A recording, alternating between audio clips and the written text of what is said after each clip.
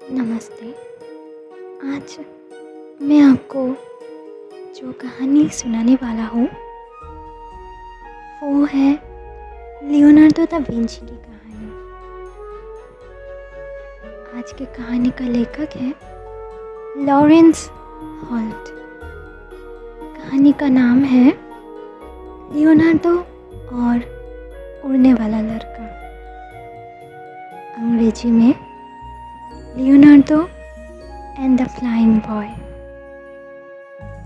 शुरू करते हैं आज की कहानी। जब छोरू लड़का था तब कोई हवाई जहाज नहीं था।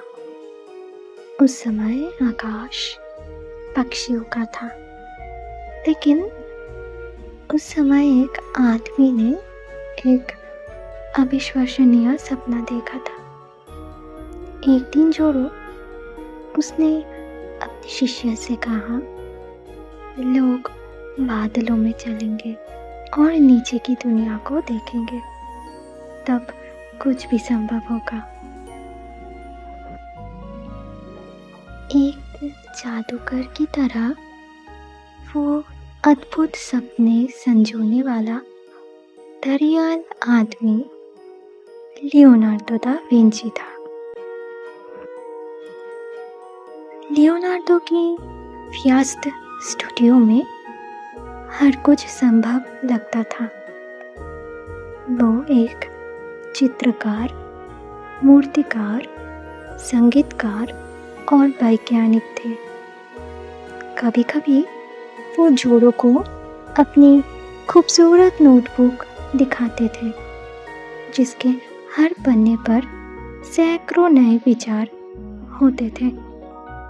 हमें सब कुछ समझने की कोशिश करनी चाहिए, उस महान प्रतिभा ने कहा।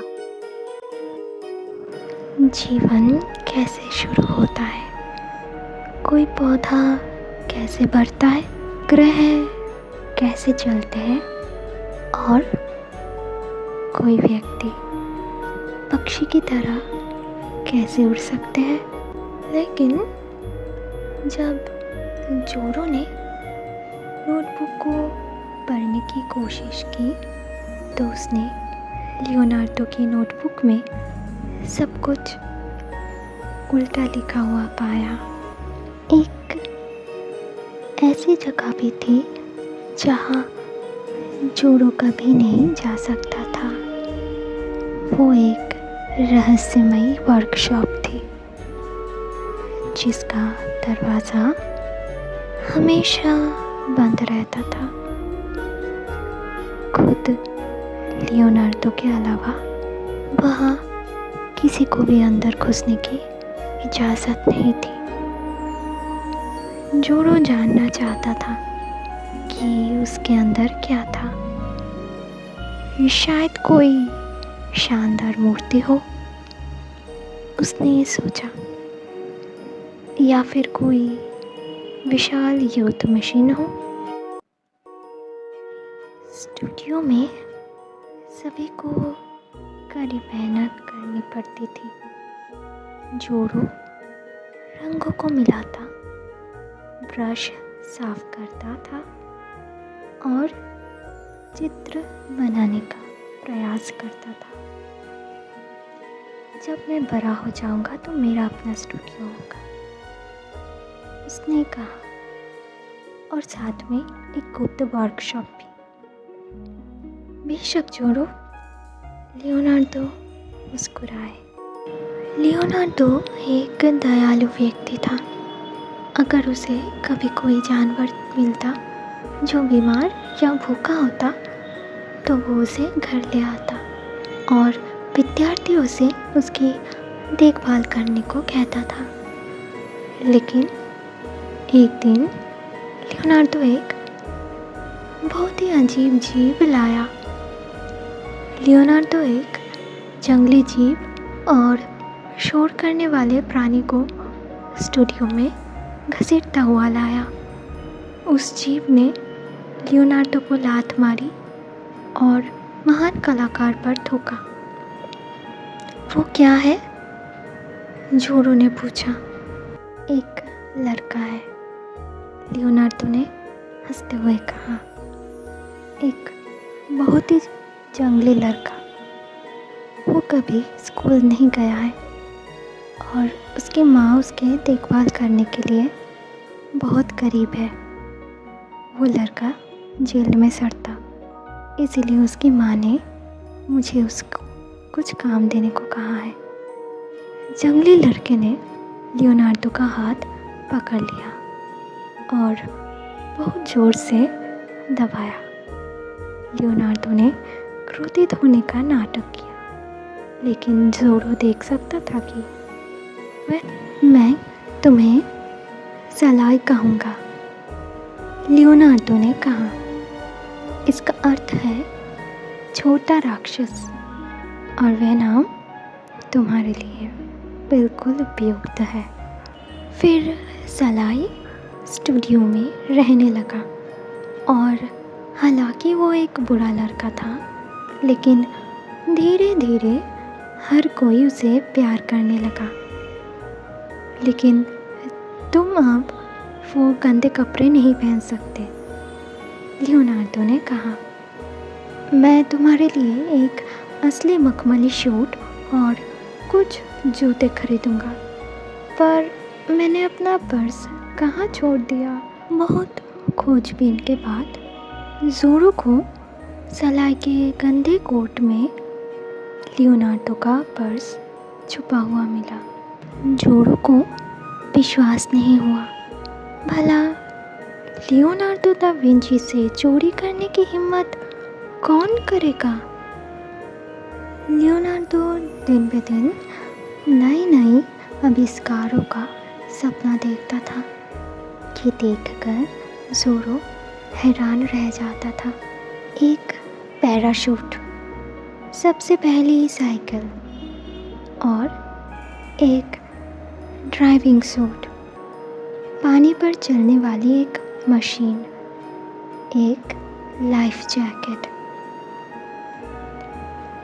एक बार लियोनार्डो ने कांच काटने और पॉलिश करने की एक मशीन बनाई और फिर खुद के लिए एक जोड़ी चश्मा बनाया। अब मैं सलाई पर नज़र रख सकता हूँ, लियोनार्डो ने आँख मारते हुए ज़ोरो से कहा। एक सुबह लियोनार्डो चित्र बनाने के लिए कुछ दिलचस्प चेहरे की तलाश में ज़ोरो को शहर ले गया। अब उसे कोई विशेष रूप से सुंदर या असामान्य रूप से बदसूरत इंसान देखता तो लियोनार्डो उसका पीछा करता और उसके दर्जनों चित्र बनाता था। फिर वो बाज़ार में पहुँचे, जहाँ एक महिला छोटे छोटे पिंजरों में पालतू चिड़िया बेच रही थी। लियोनार्डो ने पक्षियों की ओर देखा, फिर उसने उन सभी पक्षियों को खरीद लिया।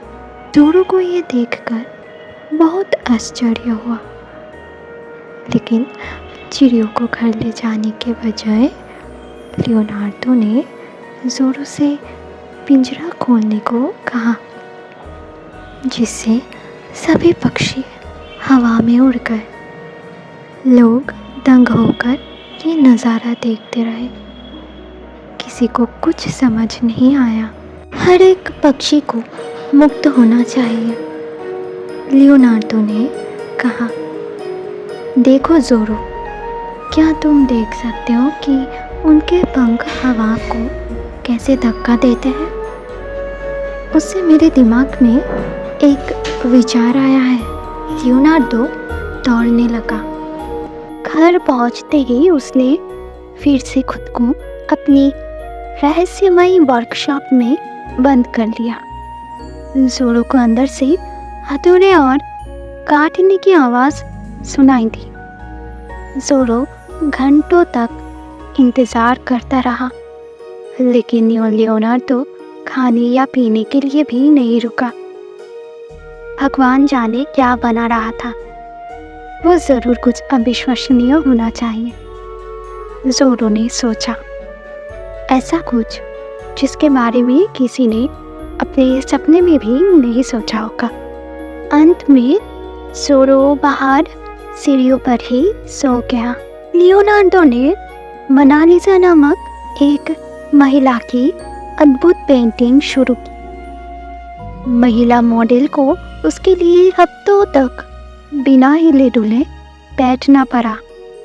इसलिए महिला को उबने से बचाने के लिए लियोनार्डो ने कलाबाजियाँ और संगीतकारों को उसके मनोरंजन के लिए पैसे देकर बुलाया।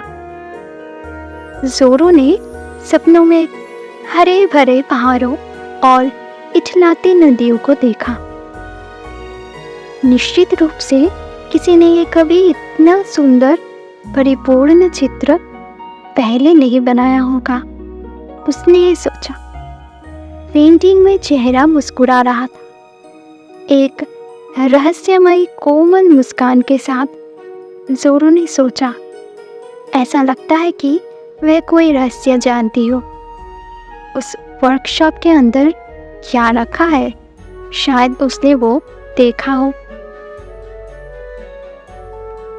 अचानक सलाई उसके पीछे दौड़ता हुआ आया। मेरे साथ आओ ज़ोरो, वो फुसफुसाया। मैं तुम्हें उस तस्वीर से कुछ ज्यादा दिलचस्प चीज दिखाऊंगा। सलाई के चेहरे पर शरारत दिख रही थी। उसने ज़ोरो को स्टूडियो से बाहर खींचा और चुपचाप सीढ़ियों से नीचे उतारा।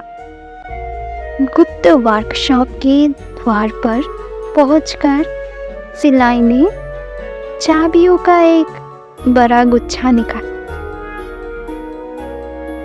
तुमने उन्हें चुराया है? हफ्ते हुए ज़ोरो ने कहा। लियोनार्डो तुम्हें वापस सड़क पर फेंक देगा। सलाई केवल हंसा और उनके दरवाज़ा खोला। ज़ोरो जानता था कि उसे वहाँ नहीं होना चाहिए था। उसे मुड़कर लियोनार्डो के पास दौड़ना चाहिए था, लेकिन वो उस गुप्त वर्कशॉप को अंदर एक बार झांकना भी चाहता था। ज़ोरो को अपनी आंखों पर विश्वास नहीं हुआ। एक असाधारण मशीन ने उस कमरे को भर दिया था। उसके पंख एक बड़ी चील जैसे थे। इस मशीन को बाहर खींचने में मेरी मदद करो, सलाई ने आदेश दिया। अगर हम लियोनार्डो के तैयार होने तक प्रतीक्षा करेंगे तो हम कभी नहीं उड़ पाएंगे। वैसे भी तुम मशीन में फिट होने के लायक छोटे हो। ये मशीन तुम्हारे लिए ही बनाई गई है। तुम पहले उड़ान वाले लड़के यानी द फ्लाइंग बॉय होंगे। लियोनार्डो बहुत गुस्सा होगा, ज़ोरो फुसफुसाया। नहीं, जब वह तुम्हें स्टूडियो के ऊपर उड़ान भरते हुए देखेगा, सलाई चिल्लाया। चलो ज़ोरो, मेरी मदद करो। इसीलिए जब लियोनार्डो ऊपर के कमरे में काम कर रहा था, तब सलाई और ज़ोरो ने भारी मशीन को उसके वर्कशॉप से बाहर दूर खेतों में खींच लाए। सलाई ने सबसे ऊंची पहाड़ी की ओर इशारा किया। हम वहां से मशीन को उड़ाने की कोशिश करेंगे, उसने कहा। सूर्यास्त होते ही वह शिखर पर पहुंच गए। अब सलाई ने हांफते हुए कहा, बस यही लेट जाओ तुम। अब पैडल करोगे तो मशीन पंख फरफराएगी। ज़ोरो कांप रहा था। वो खुद को बीमार महसूस कर रहा था। शायद मशीन अभी अधूरी है, उसने कहा। हमें कुछ समय और धीरज रखना चाहिए। लेकिन सलाई पहले ही जोरो को मशीन से बांधकर पहाड़ी के किनारे की ओर खींच रहा था। जोरो घबरा गया। वो चिल्लाने लगा। अचानक हवा का झोंका आया। सलाई ने धक्का दिया और उड़ने वाली मशीन जमीन से उठ गई। जोरो ने नीचे की दुनिया को देखा। वो डर के मारे छटपटा रहा था, लेकिन कुछ सेकंड के लिए वो एक पक्षी की तरह उड़ गया। मशीन काम करती है, वो काम करती है, जंगली लड़का चिल्लाया। लेकिन कुछ तो गड़बड़ थी। चिड़िया बहुत भारी थी। जोरो ने पैडल किया और खींचा, लेकिन मशीन नीचे की ओर गिरने लगी। उसी पर लियोनार्डो दौड़ते हुए खेत में आया। जोरो ने रस्सियों को खींचा और चिल्लाया, पर मशीन पत्थर की तरह गिरी और एक पेड़ से टकरा गई। लियोनार्डो ने खुद जोरो के धराशायी शरीर को मलबे से निकाला और ध्यान से उसे घर ले गया। सलाई ने धीरे से उनका पीछा किया। उसका सिर शर्म से लटक रहा था। जोरो बिस्तर पर लेटा हुआ था। उसके पैर में चोट लगी थी। उसके सिर पटरियों में लिपटा हुआ था। ओ जोरो, लियोनार्डो ने उदास होकर कहा, मुझे इसमें कोई आश्चर्य नहीं है कि सलाई मेरी बात नहीं मानेगा, मगर तुम... शायद मैं गलत था। शायद लोग कभी नहीं उड़ पाएंगे। हम पक्षी नहीं हैं। अब से मैं पेंटिंग से ही जुड़ा रहूंगा। नहीं, जोरो ने चुपचाप कहा, कृपया याद रखें जो आपने मुझसे कहा था। एक दिन लोग जरूर उड़ेंगे। शायद मशीन कुछ भारी थी, बस। लियोनार्डो ने एक पल के लिए सोचा, फिर वो ऊपर कूदा।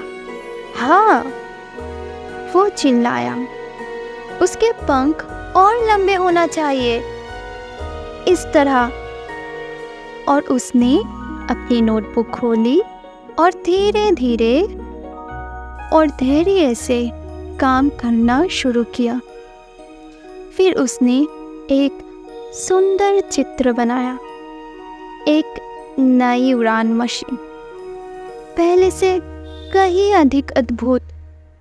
और फिर काम करते हुए लियोनार्डो मुस्कुराने लगा, एक रहस्यमय कोमल मुस्कान, जैसे कि वो भविष्य में दूर तक देख रहा हो, जहाँ जोरो जैसे लड़के लड़कियाँ बादलों के बीच से गुजरेंगे।